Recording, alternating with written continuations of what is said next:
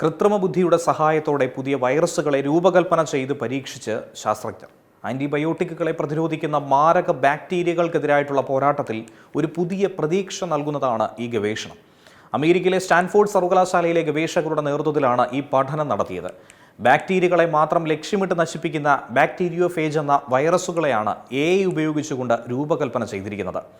ജനിതക വിവരങ്ങൾ വിശകലനം ചെയ്യാൻ കഴിയുന്ന AI മോഡലുകളുടെ സഹായത്തോടെ പുതിയ വൈറസ് ജീനോമുകൾ രൂപകൽപ്പന ചെയ്യുകയായിരുന്നു ഗവേഷകർ.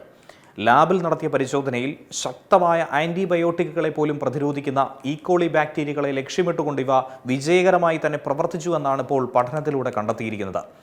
ആന്റിബയോട്ടിക് പ്രതിരോധം മൂലമുണ്ടാകുന്ന ആഗോള ആരോഗ്യ പ്രതിസന്ധിക്ക് പുതിയൊരു ചികിത്സാ മാർഗം കണ്ടെത്താൻ ഈ സാങ്കേതികവിദ്യ സഹായിക്കുമെന്നാണ് ഇപ്പോഴത്തെ പ്രതീക്ഷ. എന്നാൽ ഇതോടൊപ്പം വലിയൊരു ആശങ്കയും ഉയരുന്നുണ്ട്. AI ഉപയോഗിച്ചുകൊണ്ട് വൈറസുകളുടെ ജനിതക ഘടന രൂപകൽപ്പന ചെയ്യാൻ കഴിയുന്നത് ഭാവിയിൽ ദുരുപയോഗം ചെയ്യപ്പെട്ടാൽ അപകടകരമായ രോഗകാരികളെയും ജൈവായുധങ്ങളെയും ഒക്കെ തന്നെ വികസിപ്പിക്കാൻ വഴിയൊരുക്കുമെന്ന മുന്നറിയിപ്പും ഇതോടൊപ്പം തന്നെ വിദഗ്ധർ നൽകുന്നുണ്ട്.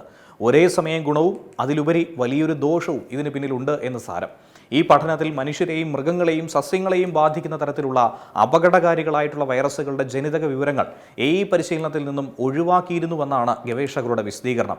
എന്നാൽ AIയും ജൈവ സാങ്കേതികവിദ്യയും അതിവേഗം മുന്നേറുന്ന ഈ ഒരു സാഹചര്യത്തിൽ ഇത്തരം സാങ്കേതിക വിദ്യകളുടെ ദുരുപയോഗം തടയാൻ ശക്തമായ അന്താരാഷ്ട്ര സുരക്ഷാ മാനദണ്ഡങ്ങൾ ആവശ്യമാണ് എന്ന മുന്നറിയിപ്പും ശാസ്ത്രലോകം തന്നെ മുന്നോട്ട് വയ്ക്കുന്നുണ്ട്.